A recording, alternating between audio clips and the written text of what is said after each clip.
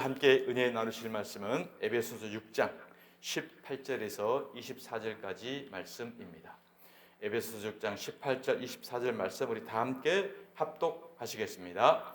모든 기도와 간구를 하되 항상 성령 안에서 기도하고 이를 위하여 깨어 구하기를 항상 힘쓰며 여러 성도를 위하여 구하라. 또 나를 위하여 구할 것은 내게 말씀을 주사 나로 입을 열어 복음의 비밀을 담대히 알리게 하옵소서 할 것이니 이 일을 위하여 내가 쇠사슬에 매인 사신이 된 것은 나로 이 일에 당연히 할 말을 담대히 하게 하려 하심이라.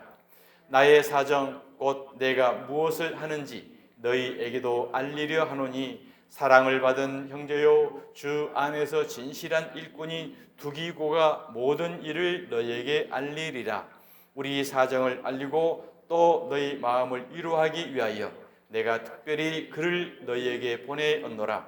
아버지 하나님과 주 예수 그리스도께로부터 평안과 믿음을 겸한 사랑이 형제들에게 있을지어다. 아멘. 아멘. 은혜가 있을지어다 라는 제목으로 시간 함께 은혜를 나누겠습니다. 오늘 우리는 한 해의 마지막 주일을 맞이했습니다. 돌아보면 참 많은 일이 있었죠. 웃음도 있었고 눈물도 있었고 우리가 계획했던 것들과 전혀 다른 일들 또 다른 길을 걸어오신 여러분들도 계실 것입니다. 그리고 오늘은 에베소서 이제 강의 마지막 말씀입니다. 끝맺은 말씀으로 그리고 또한 새로운 출발을 준비하는 말씀으로 준비하면서 보니까 오늘 같은 마지막과 새해를 준비하는 말씀이 없겠구나라는 그런 은혜와 또 감동을 느꼈습니다. 그러면서 지난 1년 동안에 함께 나누었던 쭉 말씀들을 돌아보았습니다. 1년 신년 예배 때는 이제 그 1월 달부터 개혁주의, 오직 성경이라는 제목으로 쭉 이렇게 말씀을 하다가 2월 마지막 주일부터 이제 에베소서를 시작을 했더라고요. 그리고 약 1년여에 걸쳐서 이제 오늘 마지막 말씀까지 왔습니다. 이 에베소서는 쭉 더듬어 보면 1장부터 4장까지는 성경적 교리가 전부 들어 있습니다. 예정론, 삼위일체, 창조 모든 게 다 들어 있고 기가 막힌 하나님의 체계적인 교리적인 부분들이 다 들어 있습니다. 그리고 4장부터 이제 6장까지 6장 후반 중반까지는 이러한 하나님의 은혜 가운데 구원을 받은 천국 백성들이 우리의 믿음의 삶을 어떻게 살아갈 것인가 라는 신앙의 지침, 신앙의 교훈 삶들을 쭉 기록을 해놓고 이제 6장 마지막에서는 이런 하나님의 삶을 살아가는 성도들이 이 땅에서 치러야 할 영적 전쟁에 관해서 쭉 이야기를 했습니다. 그래서 전신갑주를 입고 성령의 충만함을 힘입어야 하나님의 이와 같은 백성된 삶을 우리가 살아갈 수 있음을 이야기를 하고 있습니다. 그리고 마지막에는 은혜가 있을지어다. 이와 같이 에베소서는 정말 교리와 믿음의 삶과 영적 전쟁과 하나님의 은혜 가운데 체계적인 말씀이 기가 막힌 말씀입니다.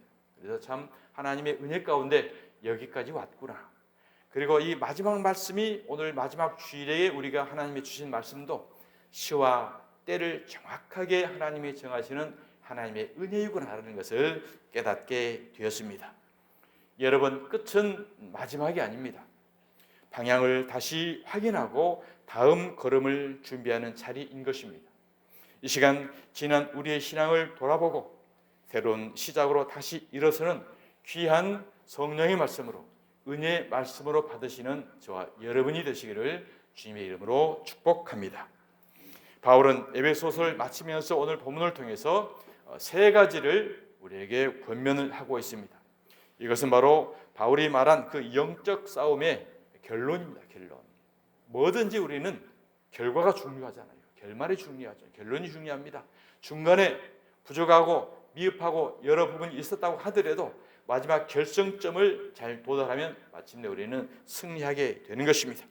그리고 또한 우리가 한 해를 마무리하면서 붙들어야 할 진정한 우리의 신앙의 자세가 무엇인가라는 귀한 말씀을 우리에게 주고 있습니다. 첫 번째 교훈은 영적 전쟁의 최종 무기는 기도라는 것입니다. 기도. 오늘 본문은 이렇게 시작을 합니다. 모든 기도와 간구로 하되 항상 성령 안에서 기도하고 기도, 간구, 기도라고 이와 같이 또 말씀을 합니다. 이 우리가 모든 전신갑주를 작동하는 능력이 바로 7번째 무기인 기도라는 거예요. 기도. 7은 뭘 뜻한다고 했죠? 완전수를 뜻한다고 했습니다. 그래서 영적 전신갑주 쭉 우리가 6가지를 은혜를 나눴습니다만 이러한 것들을 장착하고 있다고 하더라도 7번째 무기인 이 기도가 빠지게 되면 영향력을 발휘할 수가 없게 되는 거예요. 그래서 우리가 진리의 허리띠, 의의 흉배, 믿음의 방패, 그 다음에 믿음의 방패, 평안의 복음의 신발, 말씀의 검, 성령의 검 이런 것들 다 준비하더라도 기도로 무장이 되지 않으면, 기도로 받침이 되지 않으면 힘을 잃는다는 거죠. 그래서 반드시 우리는 기도가 중요하다. 자, 그럼 기도의 범위는 어떤 기도인가? 모든 기도와 모든 간구. 기도의 범위를 정하지 않습니다. 여러분들이 하고 있는 모든 기도를 다 하라는 거죠. 우리가 기도하다 보면 부르짖어 기도할 때가 있고 묵상할 때가 있고 때로는 말이 안 나올 기도도 있잖아요. 탄식하고 절망에 빠질 수 있는 기도. 그러한 모든 기도 가운데에 마음이 하나님께로 향하고 있는 것은 하나님께서 그 마음을 다 받아주신다는 거예요. 그래서 우리 기도는 반드시 격식을 차리고 교회에 와서 앉아서 하는 기도만이 아니라 어떤 현실 삶 가운데서 항상 우리가 기도하는 것을 우리는 하나님을 다 받아주신다라는 것입니다. 그래서 모든 기도와 간구, 마음을 받아주신 분이다. 기도는 언제 해야 되는가? 언제? 항상. 항상이라는 것은 우리가 하루 종일 눈 감고 일도 하지 않고 있으라는 얘기가 아니라 숨 쉬듯 하나님을 의식하는 삶, 모든 순간을 하나님과 동행하는 삶을 의미합니다. 기도는 삶 전체를 하나님께 연결하는 영적 호흡입니다. 사람도 한 5분만 숨을 안 쉬게 되면 뇌가 파괴가 되고 10분을 숨을 안 쉬게 되면 생명을 잃습니다. 마찬가지로 저와 영적인 세계에도 한 5분만 10분만 하나님 아무 생각 않고 그냥 세상적 생각을 살아가잖아요. 그러면 아까 원수마귀는 다 거기에 바로 이제 세상 생각이 들어오고 염려가 들어오고 또 불화설을 쏘고 막 공격을 해요. 그때 우리는 도대체 왜 이러지? 네가 나한테 왜 이럴 수가 있어? 막 이렇게 이제 우리 기질이 올라와요. 기질이 막 올라와요. 그렇기 때문에 늘 어떻게 해요? 우리는 항상 하나님과 영적 관계에 묶여 있으면 생각이 들어올 틈이 없고 불화설이 날아올 틈이 없고 왜? 연결되어 있는 그 자체가 우리 믿음의 방패거든요. 방패. 큰 방패로 막고 있기 때문에 오더라도 방패에 맞고 불이 꺼져버려요.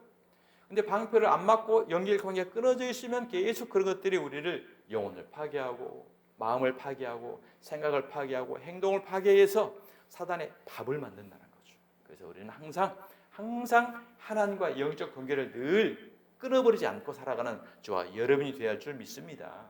일하시면서도 주님 어떻게 할까요? 주님 이것은 어떻게 처리할까요? 주님 이 사람과의 관계에서는 오늘 어떤 대화, 어떤 일거리가 있을까요? 늘 이렇게 영적 관계를 이어놓고 있으면 사단이 안 타요. 근데 이것을 잊어버리고 교회에서만 기도할 때만 딱 연결하고 집에 가서는 이제 끝났다. 다음 일주일 동안 내 마음대로 살아야지. 하게 되면 이제 바로 우리 영적 생명이 호흡이 끊어지는 순간이다. 그때는 바로 사단이 바로 공격한다라는 것입니다. 그러면 어디에서 기도를 하냐? 바로 성령 안에서. 성령 안에서 기도한다는 것은 내 뜻을 관철시키려는 기도가 아니라 하나님의 뜻에 나를 맞추는 기도입니다. 그래서 성령의 인도하심을 맡길 때 어떻게 돼요? 성령님이 우리 안에서 대신 기도를 해줘요. 그러니까 늘 이 성령님을 하나님을 관계를 이어가고 성령님을 의지하면 성령님이 우리가 해야 될 기도 대신 해주는 거예요. 그 기도가 진짜 기도입니다. 로마서 8장 26절 보십시오. 오직 성령이 말할 수 없는 탄식으로 우리를 위하여 친히 간구하시느니라. 하나님을 의식하지 않고 성령님도 의식하지 않고 내 필요만 계속 구하고 있으면 그냥 내 기도만 되는 거예요. 그러나 하나님과 영적 관계를 갖고 내 안에 모신 성령님을 의지해서 기도하겠습니다 하고 가면 그분이 생각나게 해서 김호수 목사를 위해서 기도하려고 생각 안 했는데 김호수 목사를 위해서 기도하게 되고 교회를 위한 기도 별로 안 하고 싶었는데 교회를 위한 기도를 하게 되고 이와 같은 본질적 기도를 하게 한다는 거예요. 누가요? 성령님이. 하나님은 이러한 기도를 받으시고 사탄은요 성령님의 의지에서 하는 기도를 가장 두려워해요. 우리가 그냥 어렸을 때 무당에게 빌듯이 막 그런 기도는 그냥 거들떠도 안 봅니다. 그래 뭐 그 기도. 그러나 성령님의 의지에서 하나님의 나라와 그의 의를 구하는 기도를 하잖아요. 사단도 두려워요. 야, 이 사람은 아내가 예수님이 계시네, 성령님이 계시네, 성령님이 기도하시네, 얼씨를 못하는 거죠. 그래서 우리는 성령 안에서 기도해야 하나님의 뜻과 연결된다는 사실인 것입니다. 그러한 기도는 어떤 기도냐? 즉시 응답이 없어도 낙심하지 않습니다. 결과가 달라도 평안을 잃지 않습니다. 왜요? 그 기도는 이미 하나님과 연결되어 있고 성령님이 인도하시는 기도이기 때문인 거죠. 그래서 우리는 모든 것을 맡기고 있는 것 주신 것도 감사, 가져가신 것도 감사, 모든 것을 감사할 수가 있어요. 그러면 주신 것은 감사한데 가져가신 것은 왜 감사냐? 그 가져가신 것을 통해서 우리의 곤고함을 깨닫고 내 죄악된 허물들을 깨닫고 하나님 앞에 엎드리게 되고 그렇게 해서 우리의 영적 성장을 이루어간다는 거죠. 그래서 하나님이 뜻하신 대로 하나님이 계획하신 대로 우리의 영적 성장을 이루어가잖아요. 그러면 필요한 것들 또 채워줘요. 우리가 어린 자녀들 어렸을 때 키우다 보면은 장난감 주기도 하고 용돈 주기도 하잖아요. 무작정 달라는 대로 다 주나요? 안 주잖아요. 처음에는 100원짜리도 주고 500원짜리 주고 1000원짜리 주고 10,000원짜리 주고 이렇게 성장해서 대학생 되고 성인 되면 이제 100만 원도 주고 1000만 원 주고 1억도 주고 하잖아요. 그 분량만큼 성장되기를 보면 기다렸다가 용돈도 주고 사탕도 줍니다. 마찬가지로 하나님께서도 저와 여러분이 영적 성장으로 자라기를 기다려요. 그래서 하나님이 뜻하고 원하는 대로 때로는 가져가서 영적 성장을 기다리고 때로는 고난과 연단을 줘서 우리의 영적 성장을 키우고 하나님은 계속 그런 방법으로 우리를 성장해 가요. 우리가 달라는 대로 다 주잖아요. 그러면 우리의 신앙은 죽습니다. 지금까지 생각하고 기도하고 원했던 것도 지금 다 줬다고 생각해 보죠. 여러분 여기 앉아있을 사람 없습니다. 그래서 우리는 곤고하고 힘들고 어렵고 부족하고 안타깝기 때문에 주여 불쌍히 여겨주시라고 앉아서 영적 성장으로 한 계단 우리가 올라간다는 거예요. 저도 마찬가지입니다. 저도 요만큼 있었던 물질, 요만큼 있었던 모든 삶들을 싹 가져가요.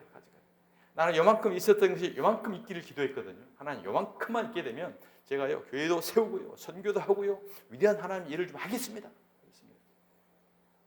말은 그래요. 근데 진짜 만약에 하나님이 그걸 나에게 줬다? 그럼 제가 목사 됐겠어요?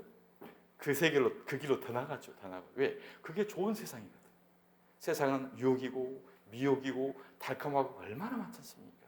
근데 하나님은 그것을 뺏어가고 자르고 없애고 다 해가지고 엎드려라 기도해라. 내가 너를 통해서 내 뜻을 세상에 전하고 싶다. 하나님은 그래서 우리는 모든 것을 성령 안에서 기도할 때 성령께서 우리를 만들어 가신다. 사랑하는 주편의 성도 여러분, 오늘 이 자리에 우리가 다시 붙들어야 할 기도는 바로 이것입니다. 주여, 내 말이 아니라 성령 안에서 기도하게 해 주옵소서. 이 바람, 이 기도를 다시금 기도의 내용을 바꾸는 여러분 되시길 바랍니다. 이 기도가 우리 개인의 기도가 되고 또 우리 교회가 기도가 되고 이 시대를 깨우는 기도가 되기를 주님의 이름으로 축복합니다. 아멘. 두 번째 바울의 권면은 뭐냐? 바로 이제 자신을 위해서 기도를 해달라는 거예요. 자신을 위해서. 사도행전 6장 19절입니다. 다 함께 읽겠습니다. 시작. 또 나를 위하여 구할 것은 내게 말씀을 주사 나로 입을 열어 복음의 비밀을 담대히 알리게 하옵소서 할 것이니 이 일을 위하여 내가 쇠사슬에 매인 사신이 된 것은 나로 이 일에 당연히 할 말을 담대히 하게 하려 하심이라. 아멘. 이 말씀은 교회가 목회자를 어떻게 세워야 할 것인가를 보여주는 아주 중요한 신앙의 원리입니다. 바울은 말합니다. 나를 위하여 자신을 위해 기도해달라는 것입니다. 가장 위대한 사도였던 사도 바울도 자신을 위해서 기도해달라고 부탁을 해요. 기도는 하나님의 일을 하는 모든 사람들에게 절대적으로 필요한 에너지입니다. 아무리 좋은 자동차도 기름이 떨어지면 움직일 수가 없습니다. 마찬가지로 기도는 영적 전투의 가장 중요한 에너지, 힘이 되는 것입니다. 바울의 기도 제목은 사도 바울의 자신의 환경을 바꿔달라고 하나 그를 감옥에서 꺼내달라거나 이런 기도를 부탁한 게 아니에요. 그는 지금 지하 감옥의 쇠사슬에 매여있는 몸입니다. 그는 그런 환경에서도 나 좀 풀려나게 기도 좀 해줘, 우리 가족도 좀 돌봐줘, 이런 기도가 아니에요. 내게 말씀을 주사 나로 입을 열어 복음의 비밀을 담대히 알리게 하옵소서. 바로 영적 사명에 대한 기도를 부탁하고 있었던 것입니다. 바울의 관심은 복음의 비밀을 담대히 알리는 것이었습니다. 오늘 교회가 목사를 위해 기도할 때도 이 기도가 중요합니다. 말씀이 살아 움직이도록 하는 기도를 여러분들도 저를 위해서 기도해 주시길 바랍니다. 저의 형편과 저의 사정, 먼저 그의 나라와 그의 의를 구하게 되면 이 모든 것들은 하나님이 때로 공급해 주시기도 하고 필요를 채워주시기도 하고 하나님의 계획과 하나님의 뜻에 이루어 가기 때문에 바로 하나님의 진리의 말씀으로 말씀을 주사 목사님의 입을 열어서 복음의 비밀을 담대히 알리게 하옵소서. 이와 같은 기도를 해 주실 때에 저도 힘을 얻어서 성령님의 역사가 나타나는 은혜가 있게 될 줄 믿습니다. 그러므로 교회가 목사를 위해 할 가장 중요한 기도는 무엇입니까? 주여, 우리 목사님에게 하늘에서 내려오는 말씀을 우리에게 먹여 주옵소서. 여러분, 이 지역이 청정 지역이죠. 청정 지역. 청정 지역을 보호하는 걸 뭐라고 그러죠, 장로님? 자연보호구역이겠죠. 자연보호구, 상수도 수자원 보호구역 뭐 이런 게 있죠. 그런데 거기에다가 이제 오폐수가 들어가고 가축을 캐가지고 똥이 들어가고 그러면 벌금 물죠. 국가에서 철저히 보호돼야 됩니다. 여기에 보호돼야 되는 이유는 이 청정 보호구역의 이 지역 물을 서울 사람들이 다 먹기 때문입니다. 그래서 여기가 보호가 되지 않으면 오염된 물을 먹을 수밖에 없습니다.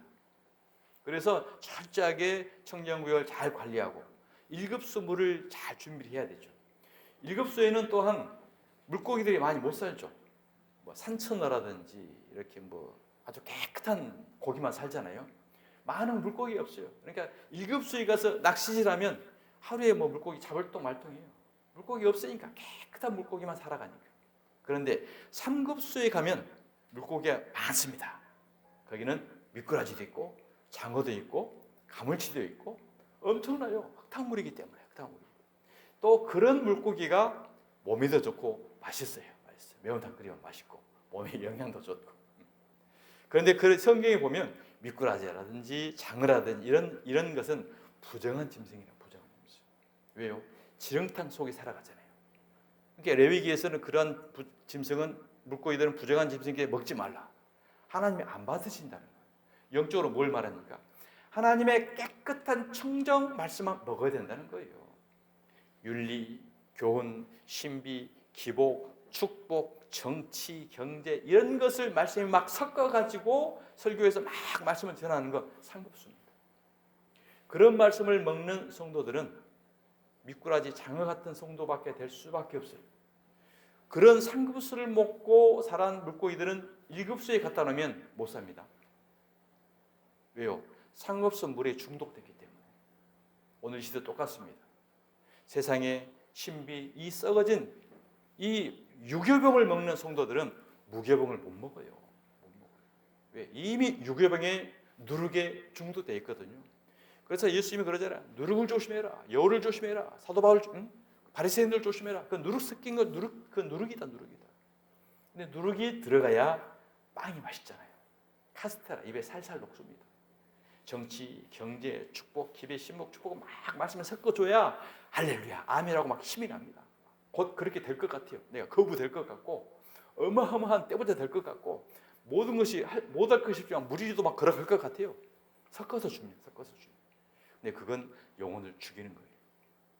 그래서 십계명에는 그런 것 그렇게 전하는 자를 거짓말하지 말라고 하고 그런 것을 주는 자에게 살인하지 말라고 하는 거예요.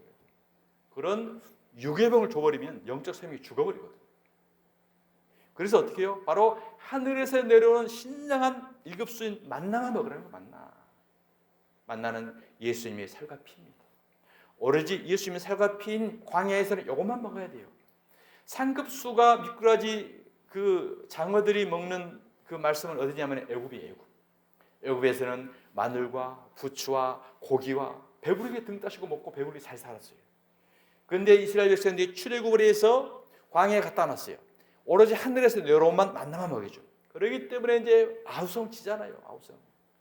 그 애굽에서 먹던 거 왜 안 줘? 고기, 마늘, 부추, 그 얼마나 좋았는데 왜 안 줘? 여기 와서도 그러잖아요. 옛날에 이렇게 설교해야지, 이런 복된 설교해야지, 왜 이런 거 안 줘? 왜 딱딱하게 맨 그런 설교만 해? 그러고 갑니다. 3급수 물고기는 1급수에 못 견뎌요. 사랑하는 성도 여러분, 우리 주품의 교회가 하늘에서 내려온 만나 1급수 청정지역이라는 사실을 믿으시기 바랍니다. 자부심을 느끼세요. 자부심을. 저도 그 자부심을 갖고 지금 하고 있습니다. 그래서 하나님의 감동 주기를, 그래 1급수 청정수에는 물고기가 없어. 진짜 1급수 그 산천어만 있는 거야. 산천어만 있는 거야. 세상에 나가서 우리 이 사람도 데려오고 저 사람도 데려오고, 그러나 그 중에서는 유교병에 취하고 중독된 사람도 먹기도 가버리잖아. 다 떠납니다. 하나님의 생명의 말씀 1급수인 하늘의 만나만 깨달은 사람만 남아있다는 사실을 기억하시길 바랍니다. 바울은 복음의 비밀을 담대히 알리게 하려. 담대히 알리게 하옵소서라는 말은 그 배경이 뭐예요? 불안해한다는 거예요. 불안해한다는 거예요. 이와 같이 위대한 사도 바울도 복음을 전하면서 불안해하고 걱정하고 두렵고 떨었다라고 이야기해요. 왜 그렇겠습니까? 늘 저 복음을 전하는 자는 부담과 싸우는 것입니다. 목사는 사람들의 반응을 봐야 하고요, 시대의 압력을 느껴야 하고요, 성도들이 이렇게 해라 저렇게 해라 계속 이야기하면요 괴롭습니다. 아닌 줄 알면서도 안 들어주면 에잇 하고 가버리거든. 그러니까 그게 비수가 돼가지고 어쩔 수 없이 알았어요, 해줄게요. 그렇게 합시다. 또 그렇게 하다가 목사님 왜 그렇게 해요? 이렇게 해야지. 그래요. 그러다가 또 자기들끼리 싸우다 또 나가버려. 해로 힘들어요. 그러니까 이런 부담을 다 안고 저 양반이 혹시 뭔 생각하고 있을까 항상 긴장해요. 저 사람이 또 다음 주에 안 나온 것이 또 뭐가 또 시험에서 안 나올까?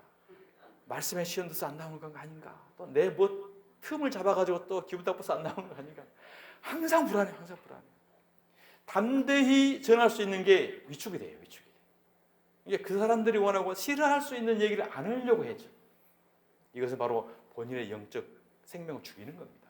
그래서 담대히 하나님의 성령에 감동된 대로 복음을 전하게 해 주십시오라고 설교해 줘야, 기도를 해줘야 개의치 않고 강하게 담대하게 이야기할 수 있다는 거예요. 그래서 목회자는 성도의 기도에 서 있는 사람입니다. 그리고 바울은 쇠사슬의 메인 사신이라고 해요. 쇠사슬의 메인 사신. 사신이라는 것은 왕의 메시지를 전달하는 사람입니다. 그리고 쇠사슬에 메었다고 그러잖아요. 메었다는 것은 네 멋대로 네 마음대로 행동하고 살지 말라는 거예요. 오로지 왕의 명령만 그대로 전하고 왕이 하라는 것만 하라는 거예요. 사도 바울은 지금 감옥에 갇혀 있는 쇠사슬에 메인 사람이에요. 저도 지금 감옥에 영적 쇠사슬에 묶여 있습니다. 하나님이 하라는 것만 하는 지금 역할을 하고 있는 거예요. 자기 마음대로 할 수 없는 사람, 그래서 보내신 왕의 뜻만 전해야 되는 것입니다. 목사 역시 자기 메시지를 전하는 사람이 아닙니다. 세상의 정치, 경제, 사상, 신앙관 이런 걸 전하는 게 아니에요. 오직 하나님의 말씀을 맡은 자요, 바로 진리만, 하나님의 말씀만, 하늘에서 내려온 말씀만 전하는 게 이 시대의 목회자 사역인 줄 믿습니다. 사도 바울의 고백입니다. 갈라디아 1장 10절에 이제 내가 사람들에게 좋게 하랴, 하나님께 좋게 하랴, 사람들에게 기쁨을 구하랴. 사람을 좋게 하고 사람을 기쁘게 하는 소리는 많습니다. 심리치료, 위로해주고, 정치적인, 경제적인 축복, 자녀가 잘되고 복되고, 아주 복받는다는 말만 계속 해주게 되면 다 좋아요. 근데 그것은 영혼을 죽이는 말씀이에요. 유기병 미개가지고 중독시켜요. 우리가 처음에 술 한 잔 먹으면 좋잖아요. 기분 좋잖아요. 계속 먹다 보면 이제 사람이 술을 먹고, 술이 사람을 먹고, 그 다음에 사람이 망가집니다. 병원에서 마약도 너무 진통제가 아프면 마약 한 달 주면 얼마나 좋은데요. 통증도 없고. 근데 그것을 아프다고 계속 맞다 보면 마약 중독에 죽는 거예요. 영혼이 죽는 거예요. 마찬가지로 바로 생명의 말씀만, 하나님, 사람을 기쁘게 하는 말씀이 아니라 하나님을 기쁘게 하는 말씀. 하나님을 기쁘게 하는 말씀, 하나님의 뜻은 뭘까요? 내 백성들이 세상에서 유교병으로 중독되어 있는 그들을 하나님의 내려온 말씀만을 계속 먹여가지고 영적 체질을 바꿔라. 죄악의 하나를 잘라서 끊고 오로지 하나님의 백성으로 만들어라는 건데, 사람이 원하는 것만 계속 주는 것은 사람을 기쁘게 한다는 거죠. 내가 지금까지 사람의 기쁨을 구해왔다면 그리스도의 종이 아니니라. 사람은 사람의 기쁘게 하는 말을 하면 좋아해요. 진짜 목사라고 위로해 준다고 그러고 가서 사정해야도 막 빌어서 데려오라고 그러고, 이건 사람을 기쁘게 하는 거잖아요. 사람을 기쁘게 했다는 것은 그리스도 종이 아니라고 분명히 말합니다. 그러므로 성도의 기도는 목사를 높이기 위한 것이 아니라 바로 하나님의 말씀이 왜곡되지 않도록 지키는 사명입니다. 교회는 목사를 세상적 잣대로 평가하는 곳이 아니라 목사를 위해 기도하는 곳이어야 합니다. 형제들아, 너희는 우리를 위하여 기도하기를 주의 말씀이 너희 가운데서 같이 퍼져나가 영광스럽게 되고 또한 우리를 부당하고 악한 사람들에게서 건지시옵소서 하라. 믿음은 모든 사람들의 것이 아니니라. 여러분, 믿음은 모든 사람의 것이 아닙니다. 교회 안에 전부 앉아있다고 전부 성도가 아니에요. 그 속에는 알곡이 있고 쭉쟁이가 있고 사단이 있고 하나님의 백성이 있습니다. 그래서 바로 부당하고 악한 사람들, 이 사람들이 어떤 사람들 말할까요? 밖에 있는 사람 말하는 게 아니에요. 교회 안에서 부당하고 악한 짓 하는 그 사람들을 조심하라는 거예요. 그 사람들은 믿음의 사람이 아니라고 말합니다. 성경은 교회에 신앙생활을 하고 있는 사람들 위해 준 말씀이에요. 신앙생활을 하지 않고 세상 가운데서 그런 사람들은 우리가 관계없는 사람이에요. 하나님의 말씀, 바로 부당하고 악한 사람들에게서 건지시소서라고 보호할 수 있는 기도를 하라고 우리에게 말씀을 합니다. 교회가 건강해질수록 말은 줄고 기도는 깊어집니다. 목사를 위한 기도는 목사를 위한 것이 아니라 결국 자신을 위한 거예요. 자신의 영적 성장을 키우는 것이고 바로 교회를 살리게 되는 것입니다. 사랑하는 주변의 성도 여러분, 이 오늘 바울의 기도 부탁 앞에 오늘 우리의 교회의 기도를 한번 보면서 함께 이와 같이 고백해 보겠습니다. 제가 선창할 때니 한번 따라해 주십시오. 주여 우리 목사님에게 말씀을 주소서. 입을 열 때마다 복음의 비밀이 드러나게 하소서.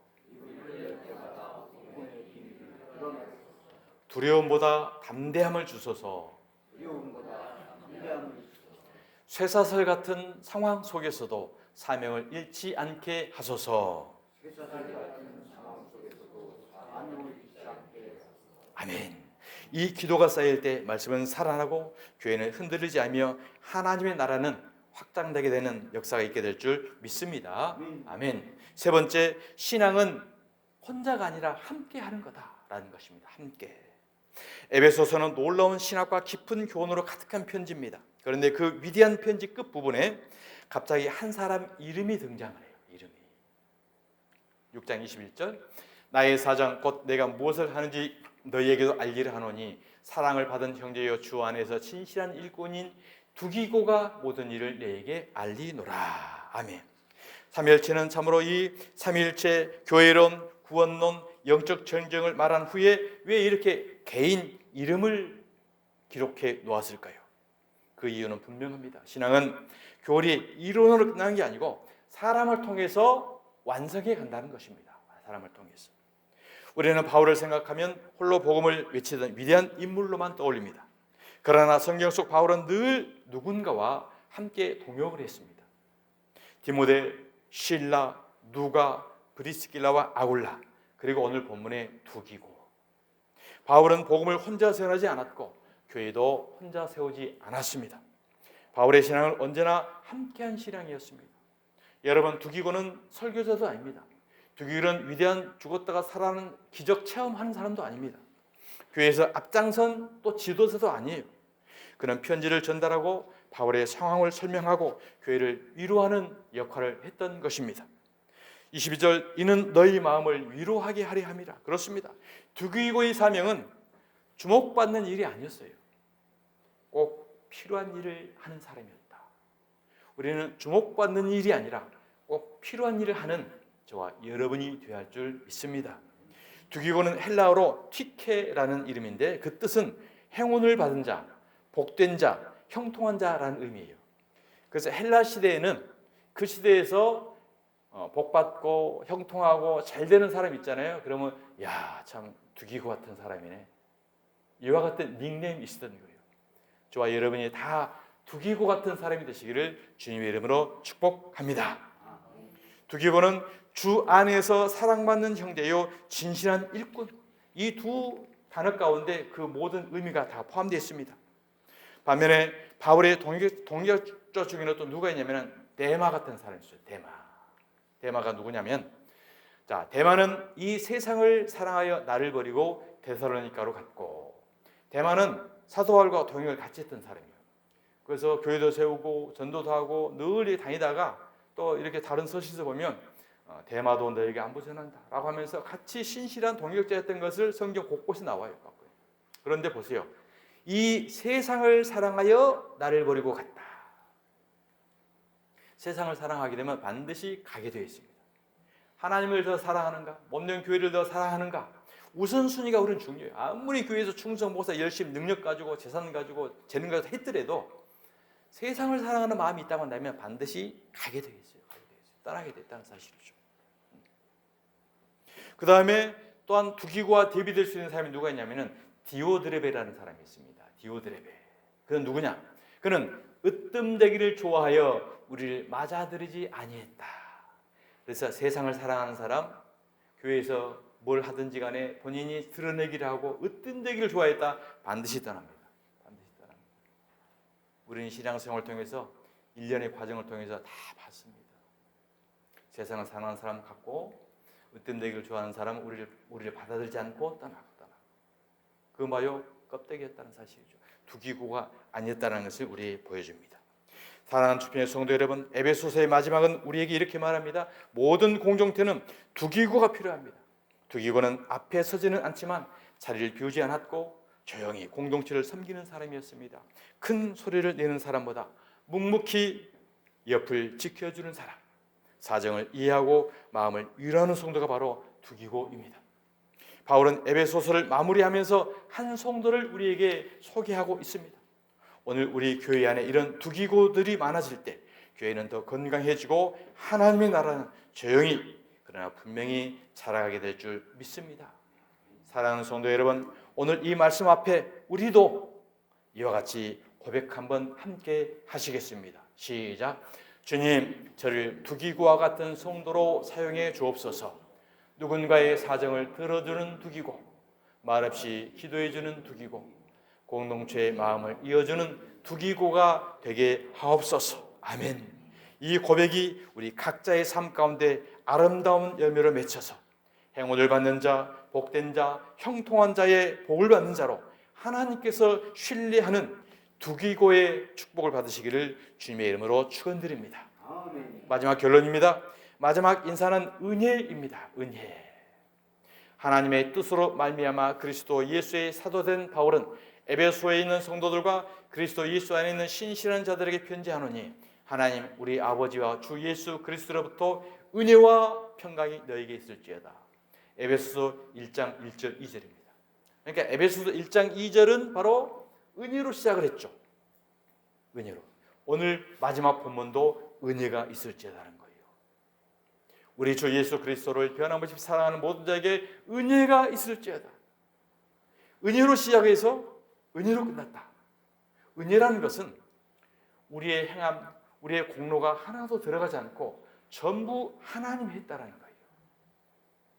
저와 여러분이 오늘 이 자리에 있는 것, 우리가 뭔가 해서 된 것 같죠? 아니에요. 하나님이 저와 여러분에게 감동 주시고 은혜를 주셔서 우리가 한 거지 저와 여러분이 한 게 없다는 거예요. 그래서 디오드레베 같이 내가 이만큼 했는데, 내가 그렇게 봉사했는데, 내가 그렇게 헌신했는데, 그것은 자기 은혜를 자기 공로로 내세운 사람입니다. 우리는 모든 게 하나님의 은혜인 거지 100% 하나님이 한 거고 나는 하나님이 한 게 도구일 뿐이라고 고백해야 되는 게 진정한 성도예요. 근데 하나님이 이만큼 은혜를 주셨기 때문에 이것은 내가 한 거야 라고 돼버리면 은혜가 훼손되는 거예요. 훼손되는 거예요. 내가 했다는 자체가 뭐예요? 율법을 내세운 거잖아요. 자기 행위를 내세운 거잖아요. 이것이 바로 갈라디아 2장 20절 보면 만일 율법으로 의를 이루는 것이라고 한다면 은혜를 피하는 것이고, 은혜를 피하는 것은 그리스도의 십자가를 헛되게 하는 거예요. 그래서 결국은 그들은 떠날 수밖에 없는 거예요. 우리는 무익한 것, 무익하게 마땅히 한 것을 한 것뿐이다라고 고백할 수밖에 없는 거예요. 하나님의 은혜를 깨달은 사람. 한 해를 마무리하는 복된 시간입니다. 여기까지 온 것도, 우리가 다시 시작할 수 있는 것도 다 하나님의 은혜인 줄 믿습니다. 은혜가 있을지어다 오늘 마지막 이 말씀이 저와 여러분에게 올해의 마지막 말씀이 되고 내년 첫 약속이 되는 축복으로 받으시기를 주님의 이름으로 축원합니다. 아멘. 기도하겠습니다. 아버지 하나님 감사합니다. 오늘 말씀을 통해서 우리의 마지막을 보았고 또 새로운 시작을 어떻게 해야 될 것인가라는 것을 깨닫습니다. 하나님, 성도들을 위해서 기도하고 교회를 위해서 기도하고 말씀을 전하는 자를 위해서 기도하고 또한 두기고처럼 소리 소문 없이 하나님의 은혜를 나타낼 수 있는, 하나님의 형상을 드러낼 수 있는 사람으로 우리의 믿음 생활을 해 나아가고 그 모든 것들이 하나님의 은혜의 연노라고 고백할 만한 우리의 믿음, 우리의 신앙 될 수 있도록 성령으로 충만함을 붙들어 주시옵소서. 거룩하신 예수님의 이름으로 기도드리옵나이다. 아멘. 아멘. 찬송가 310장입니다.